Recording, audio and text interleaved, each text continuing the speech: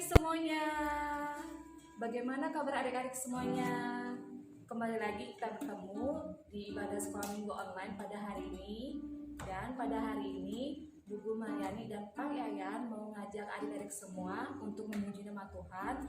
Dan yang pastinya penuh dengan sukacita ya. Oke, adik-adik, yuk kita naikkan pujian bagi nama Tuhan. Kita nyanyikan lagu Hatiku Penuh Dengan Nyanyian.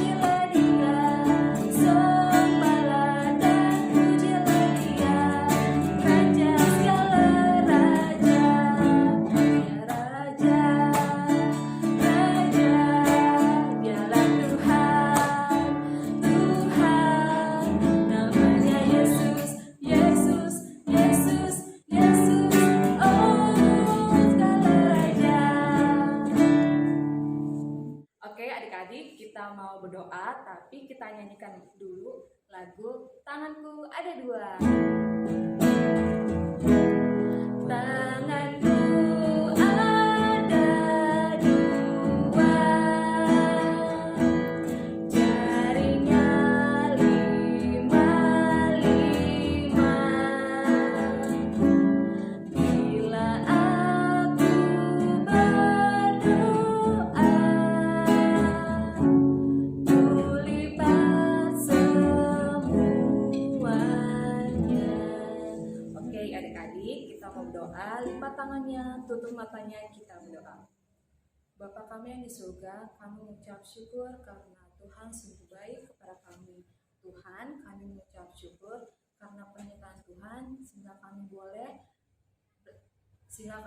sehat hingga sampai saat ini. Dan juga Tuhan, pada hari ini kami berdoa untuk adik-adik yang saat ini sedang sakit, dan juga Tuhan yang memberikan kesembuhan. Dan juga Tuhan, berkatilah setiap adik-adik kami di rumahnya masing-masing yang saat ini sedang ikut ibadah online. Kiranya Tuhan berikan sukacita di dalam hati mereka. Dan juga Tuhan, pada hari ini kami berdoa untuk ibadah sekolah minggu online pada hari ini, dari awal hingga akhirnya Engkau yang berkati. Terima kasih Tuhan, inilah doa dan ucapan syukur kami. Haleluya, amin. Oke adik-adik semua, kita naikkan kembali puji nama Tuhan. Kita nyanyikan lagu Nanana Hatiku Riang.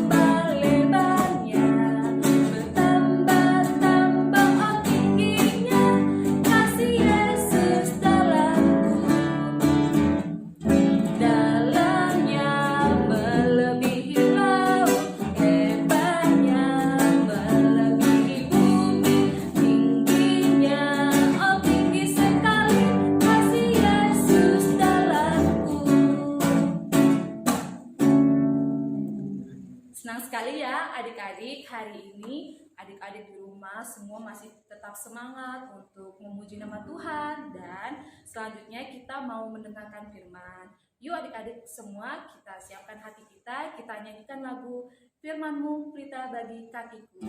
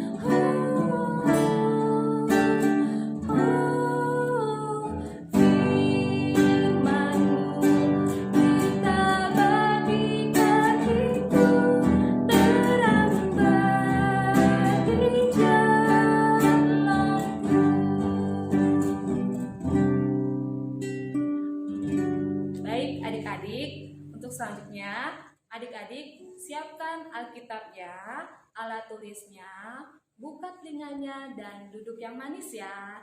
Ini dia ceritanya. Halo adik sekolah minggu, bertemu kembali dengan Pak Guru Andi. Jangan lupa selalu menggunakan masker saat keluar dari rumah. Dan hari ini kita akan bersama-sama belajar tentang firman Tuhan, bagaimana Tuhan mengasihi tanpa melihat kekurangan kita dan juga kesalahan kita. Jadi hari ini kita akan membaca firman Tuhan dari Injil Lukas pasal yang ke-15 ayat 11 sampai dengan ayat yang ke-32. Jadi adik-adik semua membaca Alkitab di rumah. Jadi nanti Pak Guru akan membacakannya dari Injil Lukas pasal 15 ayat 11 sampai dengan yang ke-32. Kita akan membaca dari ayat yang 11. Perumpamaan tentang anak yang hilang. Yesus berkata lagi, ada seorang mempunyai 2 anak laki-laki. Kata yang bungsu kepada ayahnya, Bapa, berikanlah kepadaku bagian harta milik kita yang menjadi hakku. Lalu ayahnya membagi-bagikan harta kekayaan itu di antara mereka. Beberapa hari kemudian, anak bungsu itu menjual seluruh bagiannya itu, lalu pergi ke negeri yang jauh. Di sana ia memboroskan harta miliknya itu dengan hidup berfoya-foya. Setelah dihabiskannya semuanya, timbullah bencana kelaparan di dalam negeri itu, dan ia pun mulai melarat. Lalu ia pergi dengan bekerja kepada seorang majikan di negeri itu. Orang itu menyuruhnya ke ladang untuk menjaga babinya. Lalu ia ingin mengisi perutnya dengan ampas yang menjadi makanan babi itu, tetapi tidak seorang pun yang memberikannya kepadanya. Lalu ia menyadari keadaannya, katanya, betapa banyaknya yang orang upahan Bapakku yang berlimpah-limpah makanannya, tetapi aku di sini mati kelaparan. Aku akan bangkit dan pergi kepada Bapakku dan berkata kepadanya, Bapa, aku telah berdosa terhadap surga dan terhadap Bapa. Aku tidak layak lagi disebutkan anak Bapa. Jadikanlah aku sebagai salah seorang upahan Bapa. Maka bangkitlah ia dan pergi kepada bapaknya. Ketika ia masih jauh, ayahnya telah melihatnya, lalu tergeraklah hatinya oleh belas kasihan. Ayahnya itu berlari mendapatkan dia, lalu merangkul dan mencium dia. Kata anak itu kepadanya, Bapa, aku telah berdosa terhadap surga dan terhadap Bapa. Aku tidak layak lagi disebutkan anak Bapa. Tetapi ayah itu berkata kepada hamba-hambanya, bekaslah bawa kemari jubah yang terbaik. Pakaikanlah itu kepadanya dan kenakanlah cincin pada jarinya dan sepatu pada kakinya. Dan ambillah anak lembu tambun itu, sembelihlah dia dan marilah kita makan dan bersukacita. Sebab anakku ini telah mati dan menjadi hidup kembali. Ia telah hilang dan didapat kembali. Maka mulailah mereka bersukaria. Tetapi anaknya yang sulung berada di ladang, dan ketika ia pulang dan dekat ke rumah, ia mendengar bunyi seruling dan nyanyian tari-tarian. Lalu ia memanggil salah seorang hamba dan bertanya kepadanya, apa arti semuanya itu? Jawab hamba itu, adikmu telah kembali dan ayahmu telah menyembelih anak lembu tambun karena ia mendapatkannya kembali dengan sehat. Maka marahlah anak sulung itu dan ia tidak mau masuk. Lalu ayahnya keluar dan berbicara dengan dia. Tetapi ia menjawab ayahnya, katanya, telah bertahun-tahun aku melayani Bapa dan belum pernah aku melanggar perintah Bapa. Tetapi kepadaku belum pernah Bapa memberikan seekor anak kambing untuk bersukacita dengan sahabat-sahabatku. Tetapi baru saja datang anak Bapa yang telah memboroskan harta kekayaan Bapa bersama-sama dengan pelacur-pelacur, maka Bapa menyembelih anak lembu tambun itu untuk dia. Kata ayahnya kepadanya, anakku, engkau selalu bersama-sama dengan aku, dan segala kepunyaanku adalah kepunyaanmu. Kita patut bersukacita dan bergembira karena adikmu telah mati dan menjadi hidup kembali. Ia telah hilang dan didapat kembali. Demikian bacaan firman Tuhan. Jadi adik-adik kita boleh belajar dari firman Tuhan hari ini. Jadi Tuhan Yesus memberikan perumpamaan tentang anak yang hilang, dan itu bisa menjadi contoh buat kita bahwasanya Tuhan tidak membeda-bedakan kasih-Nya kepada kita, terlebih dengan melihat kesalahan dan juga kekurangan kita. Jadi kita boleh mengambil contoh yang baik ini dari kisah anak sulung dan juga anak bungsu. Jadi tadi kita telah baca dari cerita perumpamaan tentang anak yang hilang. Jadi ada sebuah keluarga, terdiri dari seorang ayah, bapak, dan juga anak yang sulung dan juga anak bungsu. Nah, dari cerita ini di saat waktu zamannya Tuhan Yesus, jadi orang-orang Yahudi meyakini kalau harta kekayaan yang ada di keluarga itu bisa dibagikan kepada anak-anaknya. Itu harta kekayaan bisa berupa domba, juga berupa ladang, emas, perak. Nah, itu bisa dibagi kepada anak-anak dan dibagikan saat orang tuanya sudah meninggal. Nah, tapi pada waktu itu si anak bungsu menginginkan agar harta kekayaannya dibagi saat itu juga. Jadi anak bungsu ini meminta bagian kepada ayahnya supaya hartanya, bagiannya bisa diberikan kepadanya. Dan akhirnya ayahnya memberikan bagian harta itu kepada anak bungsu ini. Dan kemudian anak bungsu ini menjualnya dan kemudian ia pergi dari rumah. Dan di negeri orang dia bersenang-senang dengan membeli apapun yang dia mau dan kemudian menghabiskannya bersama teman-teman yang baru. Dan pada suatu hari hartanya akhirnya habis. Dia tidak punya uang sedikit pun di kantongnya dan juga teman-temannya pun meninggalkan dia. Akhirnya dia menjadi orang miskin, hartanya habis, ditinggalkan teman-temannya. Akhirnya kemudian menyesali perbuatannya itu.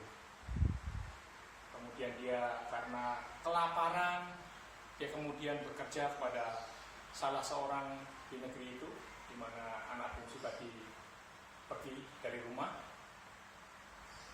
Kemudian dia diberikan tugas untuk menjaga babi di peternakan. Saking laparnya, akhirnya dia ingin memakan ampas dari yang biasa dikasihkan kepada babi. Setelah itu dia merenung dan akhirnya dia menyesal dan ingin pulang kepada ayahnya. Dia berpikir kalau pulang ke rumah ayahnya, ya setidaknya dia menjadi pekerja ayahnya dan mendapat upah dan juga bisa makan dengan layak. Akhirnya pun dia pulang, memberanikan diri untuk pulang kepada ayahnya. Dan saat masih jauh, ayahnya sudah melihat anak bungsu ini. Dan ternyata apa yang terjadi? Ayahnya menyambut dengan gembira. Kenapa? Karena ayahnya tahu anaknya yang sudah hilang akhirnya boleh kembali. Dan si bungsu juga meminta maaf kepada ayahnya. Ayah, maafkan aku sudah berdosa kepada ayah dan juga berdosa kepada Tuhan. Akhirnya si ayah bagaimana? Memaafkan anak ini. Ya anakku, ayah sudah memaafkanmu. Ayah bersuka cita karena anak ayah yang sudah hilang ini sudah kembali lagi. Dan akhirnya apa, adik-adik? Akhirnya ayah mengambil lembu, disuruhnya para pembantu-pembantunya untuk menyembelih lembu yang terbaik, kemudian memberikan pakaian yang paling baik dan memakaikan cincin, perhiasan dan juga sepatu. Dan akhirnya semua bersuka cita. Karena apa? Karena ayah tadi menyambut kedatangan anak yang bungsu ini sebagai anak yang sudah hilang.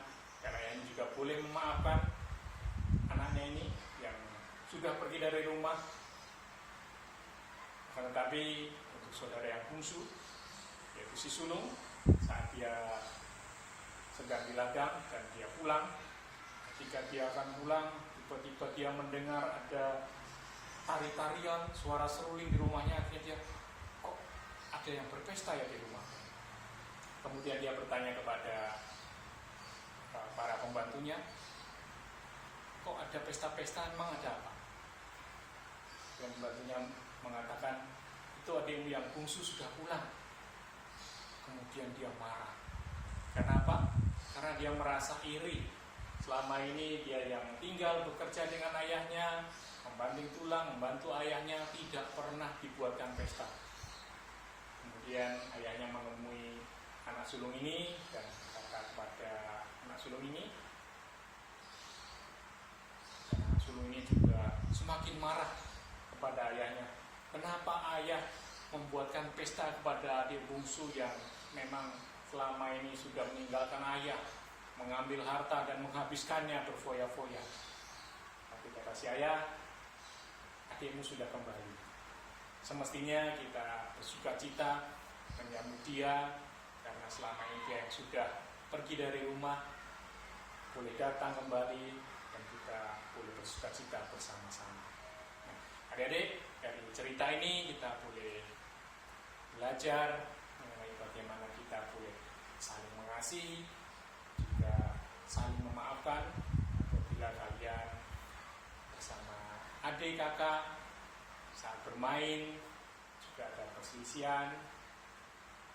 Nah, sekiranya kita juga berani meminta maaf saat kita berbuat kesalahan.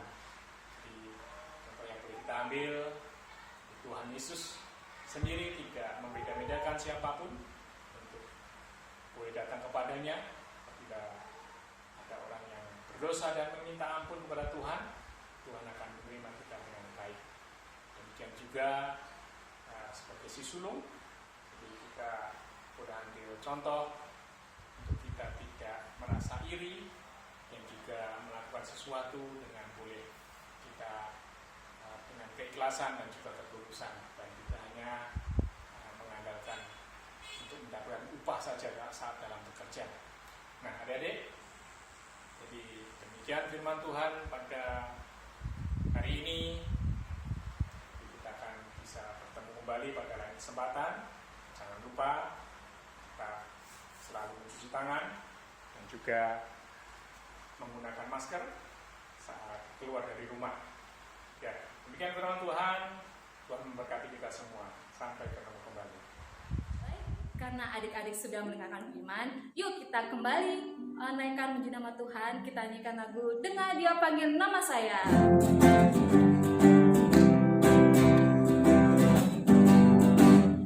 Dengar Dia panggil nama saya, dengar Dia panggil namamu, dengar Dia panggil nama saya, juga Dia panggil namamu.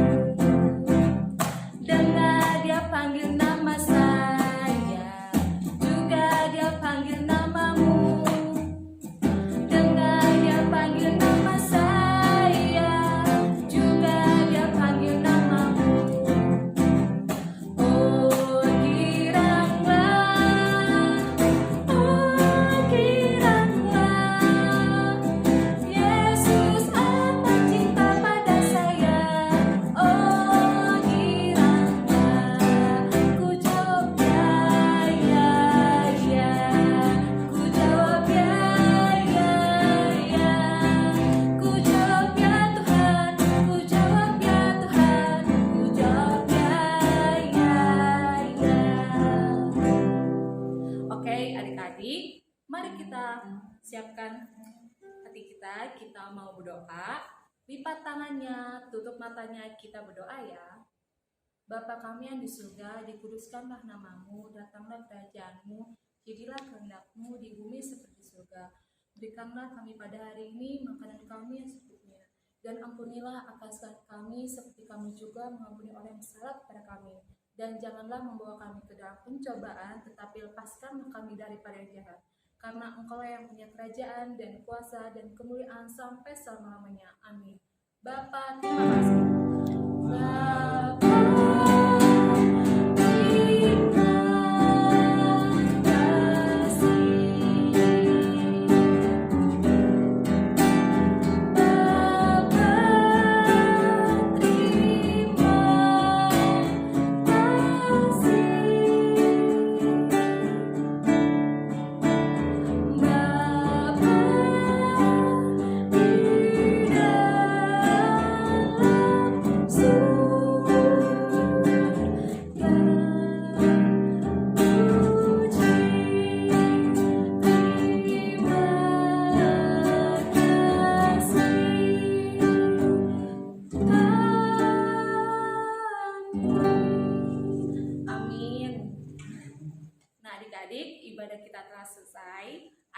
Jadi jangan lupa ya, saksikan terus ibadah sekolah minggu online pada hari Minggu jam 8 pagi. Happy Sunday, God bless.